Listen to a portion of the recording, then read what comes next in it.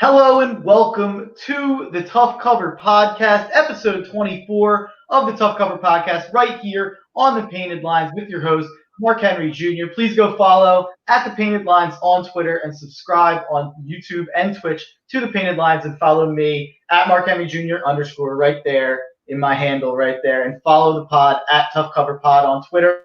On today's show, we have a very special guest on a very special day. We got Dylan Davis from the Daily Dose joining us to talk about the Phillies and some opening day picks around the MLB. Dylan, how does it feel? Opening day, how you feeling? Very special day. Very true. Very special guest. Not so much, but thank you, man.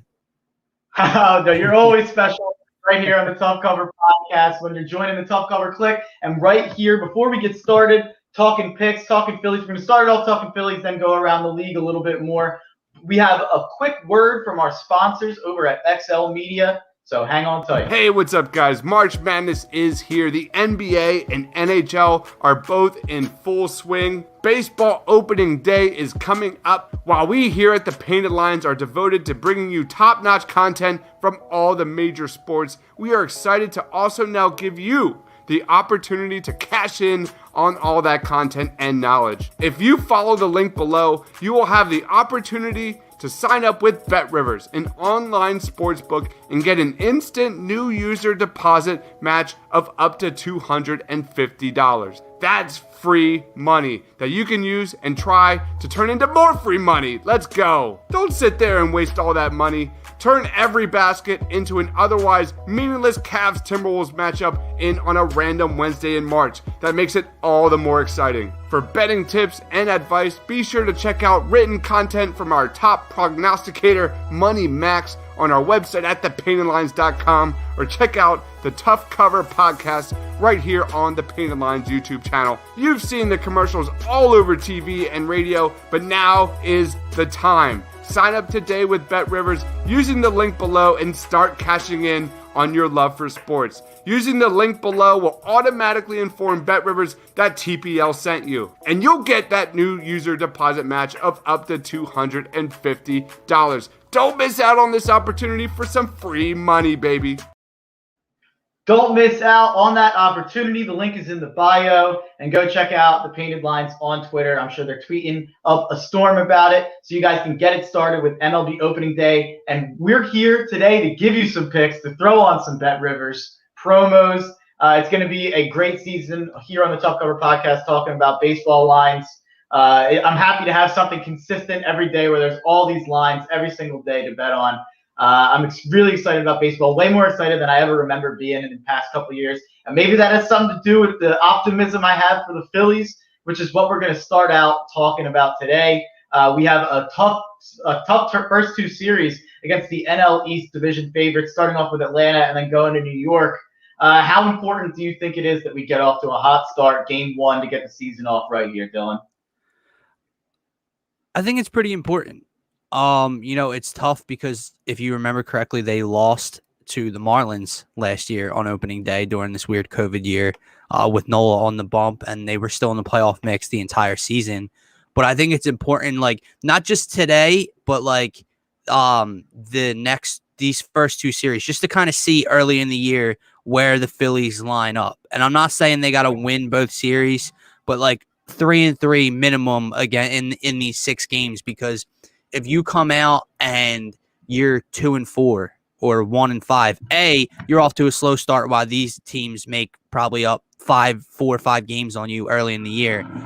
But B, just to get that early barometer test of where you are against these teams. So I do think it's really important. Today is tough because the Phillies do not hit Max Fried very well at all in the past. But hey, it's a new season, like you said. Close to the same lineup as last year.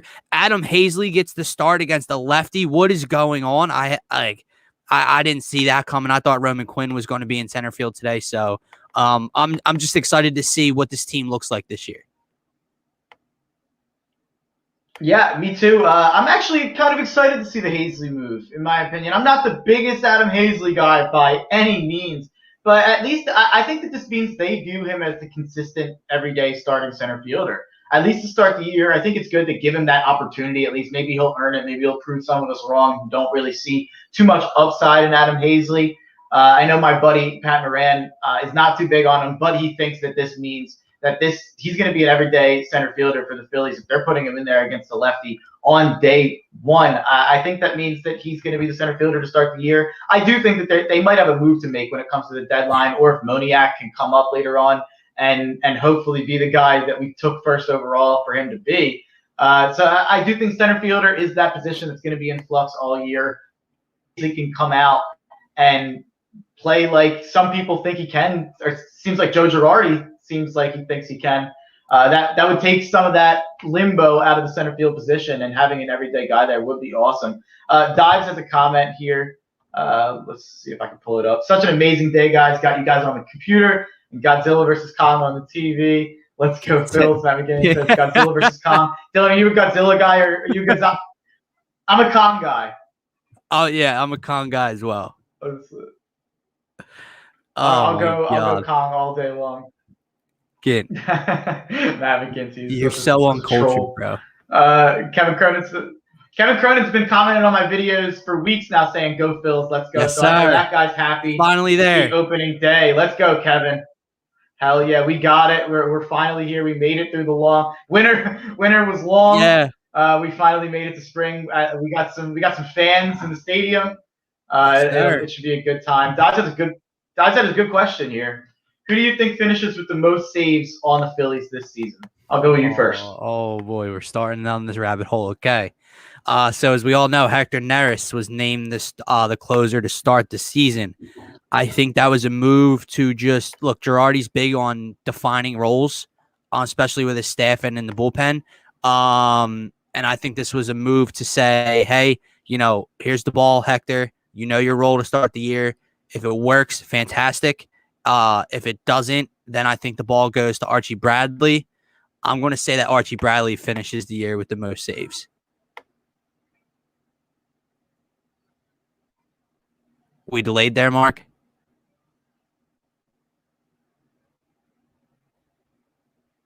I think the same thing. When they signed Archie Bradley, I actually initially thought we were kind of just going to make him the de facto closer. I might be a little bit delayed. You're not delayed on my end. I might be a little bit delayed. So I apologize if that's all the case. Good. But if you guys could hear me, I think Archie Bradley is my favorite to win or to save the most games. I think that Archie Bradley is the best pitcher in this bullpen. Now that might mean that Joe wants to use him in multiple inning situations, or use him as a setup guy in the 7th and the 8th. And that maybe Hector will be a little less important to the bullpen, but will be the guy who saves the most games. So that could be true, but I do think eventually Archie Bradley will be the guy that comes through in the Phillies bullpen. I see your comment, Dodge, so that's not delayed. Mark's delayed. Guys, am I delayed or is Mark delayed? I think it's me. I think it's me for sure. Oh my god. Yeah, I finished my point, and all I see is. Like you're listening along still. Yeah. I was like, are we good? Yeah, I'm a little better right now. Hopefully it keeps it going. Opening day, I'm not in mid-season form yet. Apparently my Wi-Fi isn't either. Joe Girardi's got to whip me into shape. But we're gonna start it off. We're obviously both Phillies fans, as you can see with the fit check right here. We got Bryce on. I know Dylan's got his jersey that was hanging up. Feels good to put it back on. I found this Phillies hat. I hadn't seen it in months, so it feels like I came out of hibernation and baseball's on. So I'm excited for 3:00 today for the Phillies. Now let's get it down to actually, are we going to win today? Max Fried, Aaron Nola, who I think Nola's probably the better pitcher. Fried has had more success against the Phillies than Nola has had against the Braves, although he did have one really good start last year. Who do you think, if you had to say who wins the game? It's -120, -105, so it's pretty much a pick 'em in Vegas's mind. They gave the slight edge to Aaron Nola, but who do you think wins the game today? Are we just both saying Phils? I'm going Phils because I'm not going to start the year on a negative note, and I don't see why I should. Look, the Braves are my favorite to win the NL East just from a level-headed viewpoint, but I don't think that the Phillies are very far behind. And when I look at this opening day lineup, I'm glad. Like, I like the way Joey G has set it up early. Kutch, Hoskins, Harper, Real Muto, Alec Boehm, Didi, Segura, Hazley, Nola. I see no issues with that lineup, Mark. There's nothing I want to tinker. There's nothing, you know what I mean? Like, yeah. So I think last week when we talked lineup, that's the lineup I gave. I just had Boehm and Hoskins flipped.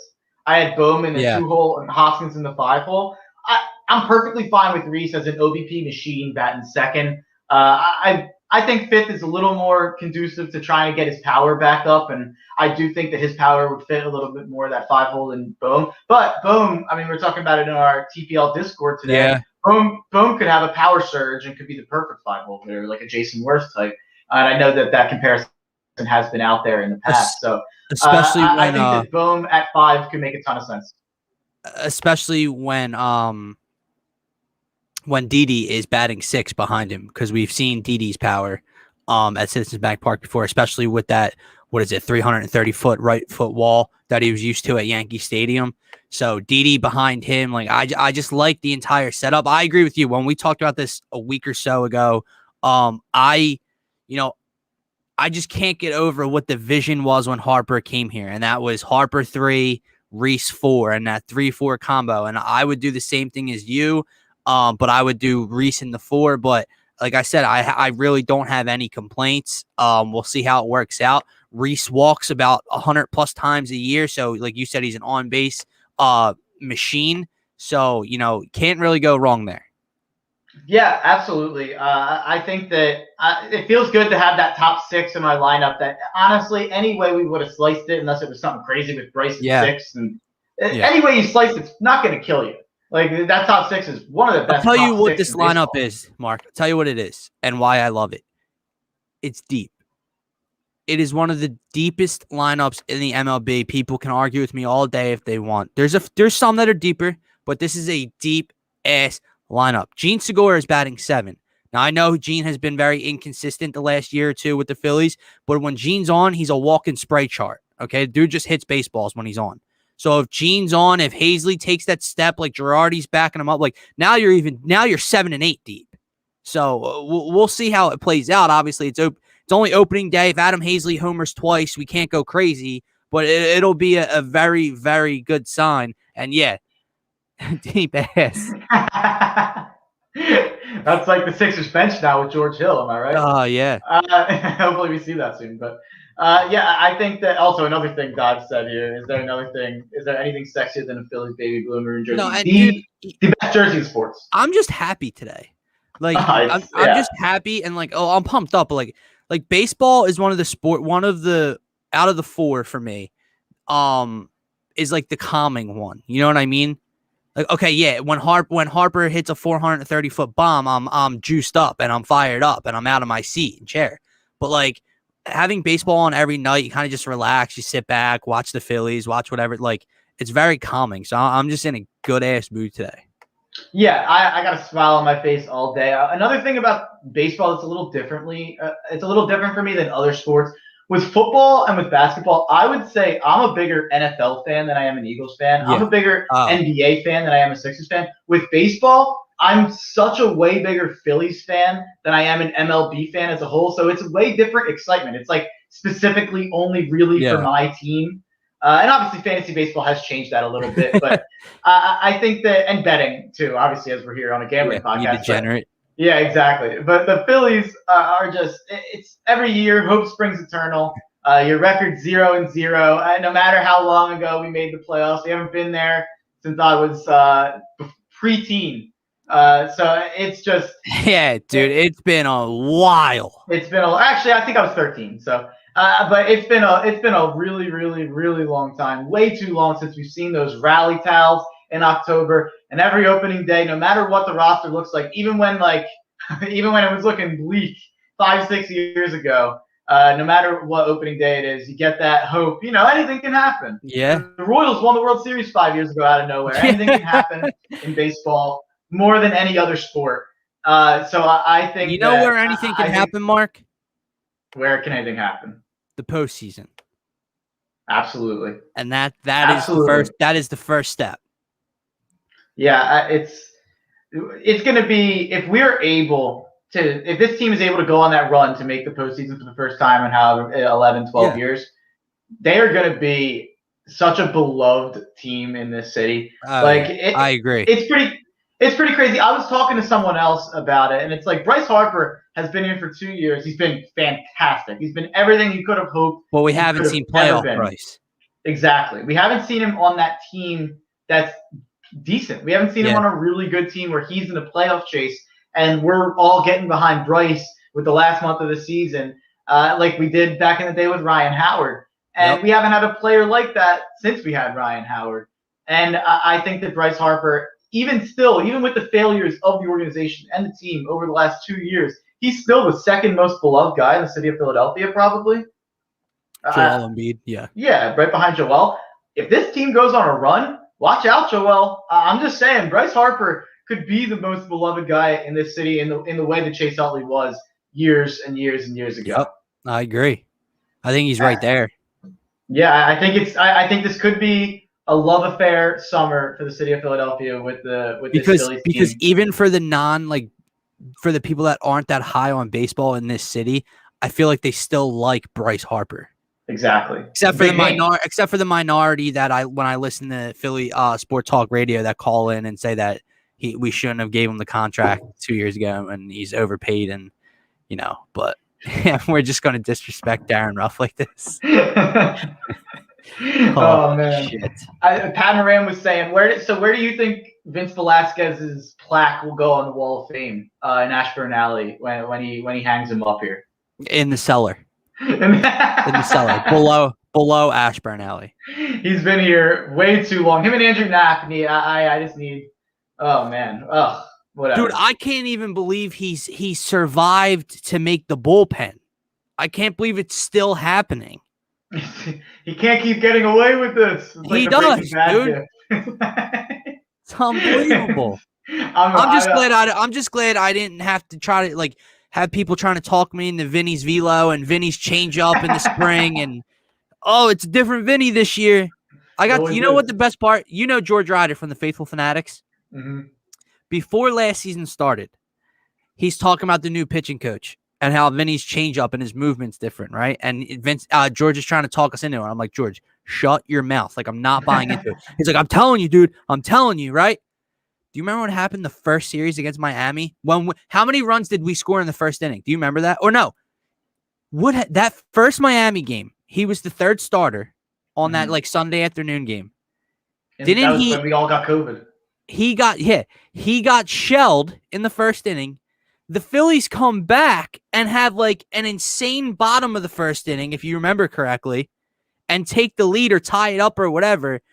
He comes back out in the top of the second and gets shelled again.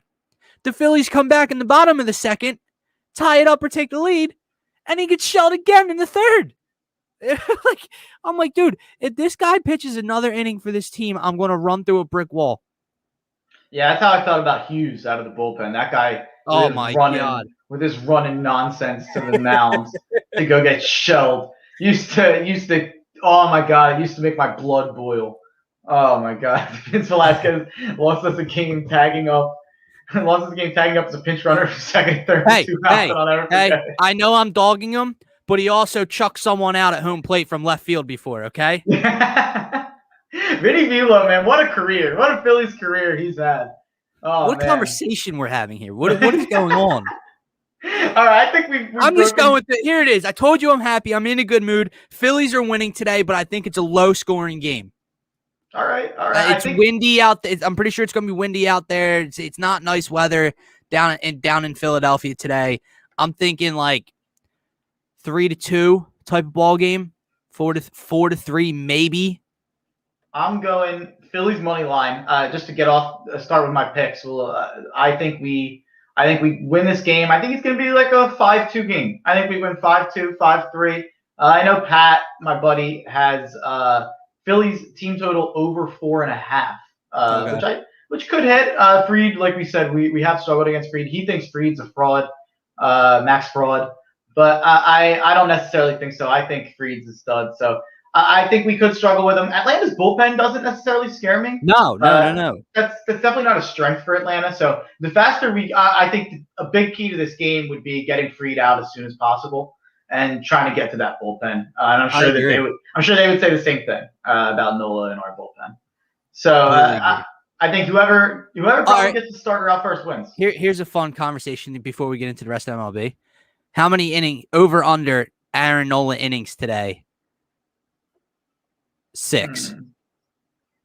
I'm not even giving you a half. I'm giving you 6. If it's 6, I'll go over because I think he'll get to 6. And go like 2/3 or a third. Yeah, I think he'll do like 5 2/3 or 6 innings or 6 1/3, something like that. But I didn't even see Dives' comment here when I said that. Hoping Nola can get us through 6 and a few solid innings from the pen.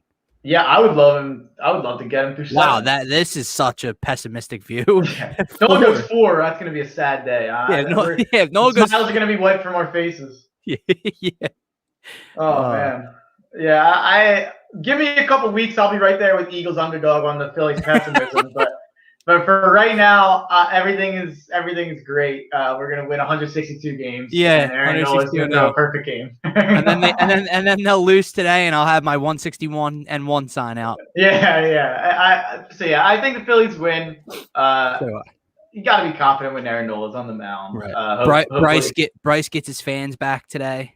Yeah, not a lot, but he gets some back.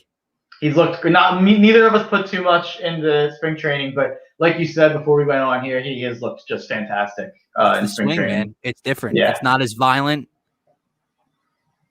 It's still going just as far though. yeah, and harder.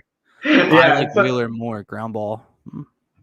Zach Wheeler, he pitched better last year. He's more consistent. I just think for this team to reach its ceiling this year, Nola has to return to like top 5 pitcher in the NL, top 7 pitcher in the NL. Dives is a good question here. Who has more Phillies left on base or runs given up by the bullpen? I think I'd have to look on like average kind of bullpen runs given up. For today. Guys left on base, but I would imagine left on base. He said for today. Mark. Yeah, for today. I would imagine today we would have more guys left on base than runs given up by the bullpen, just because with Nola, he should go pretty deep. I agree. All right, I just hope we're not getting frustrated. Yeah, that's true. That's definitely true. I take left on base over runs given up by the bullpen though, because at least that means we're hidden. So, true. But both are frustrating, obviously. So I think we both are on the Phillies. We both think that we got to win with Nola on the mound. Let's talk about some games around the league that interest us. I'll start off with my first pick. I think Dylan's on this as well. I'm going with already in, baby. Yeah, the Toronto Blue Jays or the Dunedin Blue Jays, wherever they're playing in Florida. I'm going with the Blue Jays money line plus 162 at the New York Yankees for 1.5 units, and I'm also taking first 5 plus a half of a run Blue Jays for 1 unit. So I really have 2.5 units here on the Blue Jays. Hyunjin Ryu was 2-0 against the Yankees last year, including 1 game of 7-inning, 5-hit shutout baseball. So he is familiar with the Bronx Bomber lineup. The Savages in the box, I think, are quiet today. And I think Toronto is going to be really, really good this season and a legitimate AL East competitor for the Yankees. And I think that starts out today with an upset win. I already did it. It's already in. So I completely agree with you. The Blue Jays, the Bronx Bombers are obviously one of the more scary lineups in the entire MLB, right there with the Padres and the Dodgers. But the Blue Jays lineup is young and disgusting, dude. Like, they are a good young team. Yeah, they are. They're certainly got a lot of upside going forward. Imagine being a Blue Jays or a Padres fan right now. It must just be like you put up with so much nonsense over the last decade or two, and you finally have this young, exciting team. It must be awesome. Not that I'm complaining about the Phillies. We're in a better spot than we have been in a long time, as I've said a couple times. But Toronto is going to be a fun team the next couple of years with Biggio and Bichette and Vlad Jr., Teoscar Hernandez. They just signed Springer. He's not exactly old. So I think the Blue Jays are going to be a lot of fun going forward. is the Judge Homer or Stanton? Eagles underdog just wants to go against I us think there today. are probably home run bets, but I'll give you one, Mark. Yeah, seriously. I'll give you one. I like the Cubs money line. I'm sorry, not money line, run line. -1.5 at +106 against Pittsburgh. I think Pittsburgh is one of the two worst organizations and ball clubs in the MLB this year, them and the Orioles. So I like the Cubbies today. I like that. It feels like I don't know if there's anything that backs this up, but I feel like one of the opening day staples for me is like the Cubs win a blowout at Wrigley. It feels maybe they just play Pittsburgh a lot, but it feels like the Cubs just have these games all the time to start the year where the wind's blowing out to Wrigley, they're hitting all these home runs, and it's like, oh, the Cubs are going to be really good this year. Yeah. I know last year they started like 8-0, so I think the Cubs probably not probably. I think the Cubs definitely win today. I'm not on run line. I don't do run line as often as maybe I should. But I think the Cubs win. Kyle Hendricks, their best pitcher, obviously opening day, so they got their opening day starter on the mound. Pittsburgh doesn't have any good starters. So can I answer this question really quickly? Yeah. The Phillies. Judging by your name, Eagles underdog. I'm going to say you're a big Eagles fan and you think we're underdogs this year and you think we're going to do well. We're going to suck. So the Phillies will be the better team. Yeah, they're going to suck. They're going to suck. Okay, listen. I have the Phillies at 86 wins, so that would translate to above 500 and whatever win percentage you want to say. It's probably similar to like a 9-7. Well, now who knows what records are in football with 17 games. Everything's so weird now, but 9-8, whatever that is. But I do think the Eagle. I'm obviously higher on Jalen Hurts than you. This isn't an Eagles show, but I'm obviously higher on Hurts than you. I do think he's the type of quarterback that maybe can't make a good team great, but I do think, and this could be a negative, I think he could take us out of the cellar a little bit. I think he's someone who could drag a bad team to being average. And I do think that I was going to predict this probably being 6-10, 7-9. I don't know how that translates into a 17-game season. I just still think the division's so weak. Obviously, a lot of that could change with the draft if the Giants, Cowboys, Washington make good moves, the Eagles make bad moves, or vice versa. So, well, part of my explanation is because I don't know about tops. Yeah, I think they'll be in the top 10 next year for their pick. Probably. But because Howie's going to draft an edge rusher at 12, so and I'm going to put my Russo. I'm telling you, if it's Russo, I'm all the way down. I love Gregory Russo. I'm putting my head through a wall. I get it. I don't really want an edge rusher either, and I actually do think it's deep enough to maybe take one in the second round. But Gregory Russo, I think, is a JPP clone who I think going forward could be like just Jason Pierre-Paul level impact on a defense, and right away, I think he's just a special guy. But that's the only defensive end who I'm interested in, just because he's 6'7" and built like a power forward, like he's built like Giannis. So I just think he's like a scary guy. But I don't want Kwity Paye or anything like that. No. What I will say though, getting back on MLB, the Dodgers. I told you run line before the show. I don't even know if it's worth it. Their run line's a -146. Holy crap! That makes sense. I don't even know if it's worth it. I'd have to bump that up to like 2.5. No, that's not worth it. Yeah, that's not worth it. The Dodgers definitely win. I would imagine these Dodgers and Yankees lines are going to be inflated to start the year. Maybe even San Diego. San Diego's line's really inflated too. I would imagine those three teams are going to be really public to start the year. And those are three teams I'll probably be staying away from a little bit just to let trends kind of build and see where these teams are at and with over-unders and things like that. So my next pick, this is actually probably my least confident pick on the slate, but I've got the Miami Marlins first 5 innings plus a half of a run. So I just need them to, after the 5th inning, be tied or winning the game versus Tampa. That's a 1-unit play. Sandy Alcantara is my man last year. Anyone who's in my fantasy baseball league knows that I love Sandy Alcantara. He had 1 masterful and 1 bad start against Tampa, and he was a gambling machine last year. He was so good to bet on +1.5, first 5 plus a half, all those things. So Glasnow had a bad start against the Marlins last year too. He actually was a little bit down with his stats last year, Glasnow. So I think the Marlins will keep this game close, and that's why I'm taking first 5 plus a half as opposed to money line. I'm sticking in the same game, and we said we don't want to do it the first day, but I'm taking the over in that game. 7.5. It's set at 7.5 with the Rays and the Marlins, and I just think it's a high-scoring game. Yeah, it definitely could be. It definitely could be. Those are two teams that I can't read coming into this year because with Tampa, they obviously went to the World Series. They lost a lot of guys.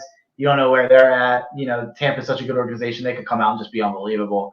Or then with Miami, I think we're both on the same path. I was actually watching Spitballing yesterday. And Mike likes them, yeah. I saw Mike took the Marlins to come in second or make the playoffs. I forget the exact something like that, the exact wording, but I do think that I don't think he's crazy. I just think that the division is so good that it's really, if the Marlins were in the Central, I think they could probably be that team that they could be a sleeper, where it's like, oh, maybe they can come in second in the Central or win the Central even. But in this division, it's just so deep and loaded. Is this the best division in baseball? By far, to me. By far. You could argue NL West just because of how good 1-2 is. Right. But 3, 4, 5 suck in the MLB, in the NL West. And here we're 4 deep, and then the 5th place team, and we both think isn't going to be that good, made the playoffs last year. Right. So it's a tough division to compete in, and it's gonna, like I've said this every Phillies probably done, but I really wish we were in the NL Central. I really wish we were in the Central, but we are in Philadelphia. So I'm gonna get to one more 10-10 game here before I get to my bet of the year, or my bet of the year. Jesus, it'll be a little early for that. My bet of the night. So my game before that is Oakland money line versus Houston for 1.5 units. This has been a big theme for me coming in preseason anyway. I'm high on Oakland. I always am. I don't know what it is. It seems like Vegas is never high on the A's. They always seem to lose some talent because they're not ever willing to sign any free agents or sign their own guys. Even though Billy Beane's gone now, I still think the organization's great. And I think that the A's will be better than the Astros this year. I think the A's win the division. That's one of my bets. I had them over 86.5 wins, and I had them to win the AL West. I think that starts today against the Houston Astros for 1.5 units. Everyone's way too down on Oakland and on Chris Bassett, who had a great year last year as one of their best starters. Actually, a way better year than Zach Greinke, who was Houston's best starter. Bassett had 2 phenomenal starts against Houston last year and 1 bad short one. He's very familiar with Houston. Greinke went 1-2 with 2 bad starts and a bad playoff start in a win against Oakland last year. So 3 bad starts out of 4 for Greinke against Oakland last year. I think Greinke's a little bit over the hill, and I like the value I'm getting here with the A's over the Astros late night at 10-10. Well, for Eagles underdog, there is a bet for player to hit the first home run of the 2021 season. They're playing first, yeah. Aaron Judge is a plus 950, and Giancarlo Stanton is a plus 1100. 950 actually. I think he backs second, Judge, generally. So yeah. 950 is actually kind of leads off, right? LeMahieu leads off. Yeah, I get so confused. I think so. He's a plus 2,000. The lowest number is Judge, and the lowest number is Judge, and he's plus 950. So everything else is high. Yeah, I know the Judge is like the favorite there. But that actually is interesting to me. Who's the highest Blue Jay on there? Vlad, probably. No, Vlad is plus 1,800. Eddie Rosario is 1,600. Jose Ramirez is 1,100. Cleveland must start at like 1 or 2 as well. That's interesting. That's an interesting bet. That's fun. So let's get to my. Do you have any other picks you want to give out? No, I said this to you before the show. I was looking. I'm really interested in the Cardinals today. They're plus 100 money line, plus 180 run line.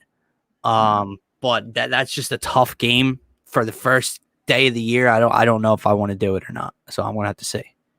Castillo Flaherty is definitely an awesome matchup. Could be low scoring. That could be an under to look into maybe, or a first 5 under.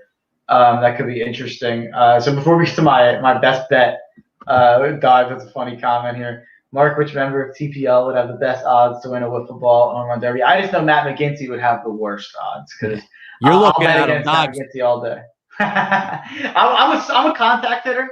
I'm not a home run guy. I'm a base runner. I'm more of a Juan Pierre type guy, so I'm not much of a home run hitter. You're a Roman Quinn. Whoa! I'm Jeet Segura if we're doing Philly. That's not great either, but whatever. So let's get to my best bet. I actually love this bet. I have a good amount of units on it. The White Sox money line at the LA Angels for 3.5 units. If you've been listening, you've heard that I think the Chicago White Sox are winning the World Series this year, regardless of the Eloy Jimenez injury news. I think that lineup and that bullpen and that rotation, I think they have the most balanced roster in the MLB when you look at how good, obviously besides the Dodgers. I'm taking the Dodgers, it's like Gonzaga. I'm not going to pick them to win the World Series just because it's boring, but they're the best team maybe I've ever seen on paper. But so I'm gonna stick away from the Dodgers, try to give out something that has at least, I think the White Sox were plus 1,000 to win the World Series. So that was what I ended up going with. I think the White Sox win the World Series, and to start off the year, they're like minus 115 against the Angels. Lucas Giolito versus Dylan Bundy. This is such a mismatch. It's crazy to me. Giolito didn't pitch against the Angels last year because different divisions, but 2 years ago, he threw masterful 2 performances in his last 2 against the Angels. I'll take the White Sox lineup, even though the Angels have the 2 best hitters on either team. The rest of their lineup is such dreck, and the White Sox lineup is so deep. I'll take the White Sox all day today. I absolutely love the White Sox this year, and they get it done, get it started 1-0 against the always disappointing Los Angeles Angels of Anaheim, California, United States of America. Mr. Mike Trout. Yeah. I love Mike Trout. I have him in fantasy. I hope he hits a dinger, but I hope they lose like 7-1. But yeah, I love the White Sox there. 3.5 units. If you guys have been following, I think I've only given out probably like 3 or 4 plays about that many units, and I think I'm like probably 2-1, 3-1 on those. My best bet is 16-8 to finish March. I'm ending the records for March. Baseball, it's opening day. I'm considering the tournament kind of over. So I finished somewhere in the range of like 68 and 58, with my best bet being 16-8. We're moving on to April. Wipe the slate clean, and a new start to my gambling record, and a new start to the Phillies season, and a new start to the baseball season in general. And that just about does it for us. I'm going to read off my picks real quick in case anyone joined in late. Then I'm going to do some plugs at the end, and then we're going to get out of here. So my picks real quick. At 110, I've got the Toronto Blue Jays for 1.5 units, money line. I've got the Blue Jays first 5 plus a half of a run for 1 unit at the New York Yankees. In the second game, I have the Phillies at 305 for 1 unit over the Braves. Ring that bell. At 410, I have Miami Marlins plus a half of a run, first 5 versus the Tampa Bay Rays.